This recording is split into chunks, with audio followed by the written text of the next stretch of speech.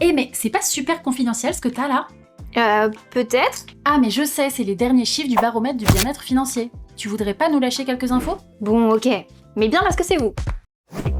Mais d'abord, petit rappel. Le bien-être financier, c'est avoir une relation apaisée avec ses propres finances. Autrement dit, c'est être capable de vivre sereinement avec son budget sans avoir à manger des pâtes 22 jours d'affilée. Chaque année, le baromètre du bien-être financier mesure comment les Français vivent leur relation avec l'argent. Et en 2026, il y a du nouveau. Voici les 4 chiffres à retenir. Moins 3 points. Le bien-être financier des Français recule et revient à sa position de 2023. Concrètement, ça veut dire qu'on ouvre son appli bancaire un peu comme on ouvre un message de son ex.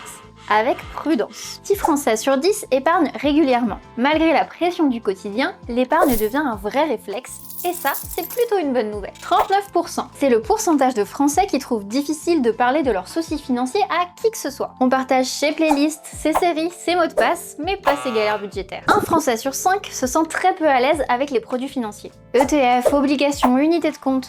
Tout ça ressemble un peu à un code crypté. Heureusement, il existe des banques qui vous proposent des contenus ludiques, drôles et animés par une présentatrice irrésistible pour parler d'argent simplement. Bref, le vrai sujet, ce n'est pas seulement de savoir combien d'argent on a, mais à quel point on se sent en mesure d'agir. Et vous, vous vous situez où ?